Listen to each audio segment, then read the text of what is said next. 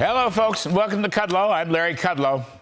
So, in a world of outrages and Bidenomics, big government socialism, taxing success, destroying a whole industry through unelected regulatory bureaucrats, where diversity, equity, and inclusion and redistribution reign over incentives to promote opportunity and growth, we have a new outrage.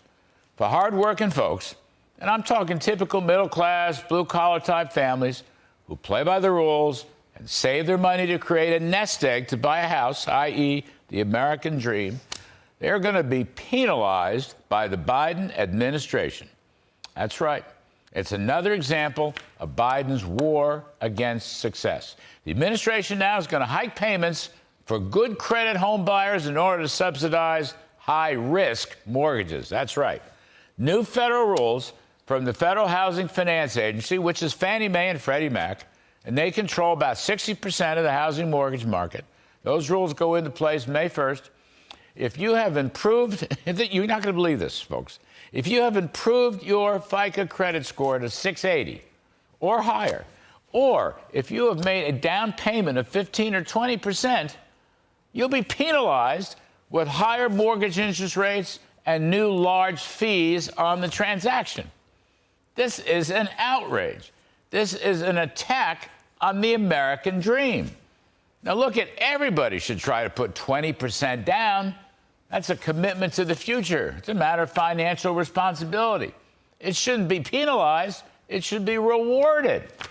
If you're recovering from COVID, or even going way back, if you recovered finally from the financial meltdown of 2008, 2009, and you get your FICO credit score up to 680 or nearly 700, you should be rewarded for your effort. What Biden is doing is creating a responsibility tax. Again, he is attacking middle-class people who play by the rules, work hard, saved to invest in a home. Really, the most cherished aspect of American life, your own home. Now, the other side of the coin is that people who have not achieved a good down payment or a good credit score, they're going to be rewarded with lower mortgage rates and lower fees. Look, everybody wants as many people as possible to own a home. Okay, I get that. Share in the American dream. But, this is not the way to do it. You know, Fannie Mae and Freddie Mac had to be bailed out by taxpayers 15 years ago. Wait for this. To the tune of $191 billion taxpayer bailout. Why? Well, because these government-backed agencies put their seal of approval and the government backing behind mortgages for people who really could not carry the mortgage financially.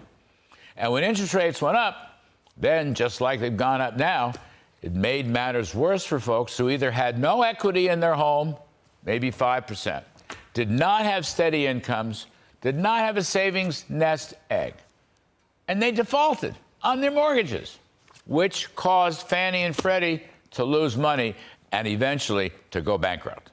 They went bankrupt. Why in the world would any administration, Republican, Democrat, whatever, repeat those mistakes? Why? Now, let me reiterate. Fannie and Freddie had a $191 billion taxpayer bailout.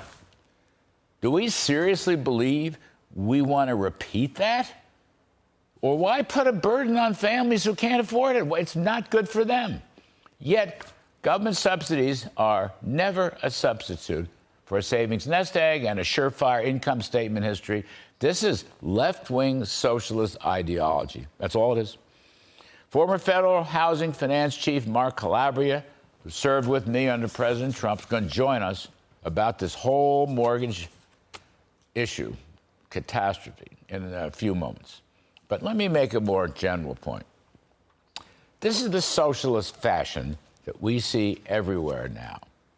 It's not just Joe Biden or his alter ego, Bernie Sanders. But look around the whole G7. I don't see one single proponent of economic growth and prosperity. Now, I see a whole bunch of left-wingers who are trying to substitute government action for private investment. And, of course, they're failing badly. There's no growth right now among the G7, but there's a lot of inflation because of all this government action. We should be outraged at this mortgage story, but we should be equally outraged at how all these governments are going in the wrong direction. Where are the capitalists? So, folks, save America. Cut the budget, grow the economy, and wait for the grown-ups to return. I'm hoping the grown-ups will return. Anyway, that's my risk.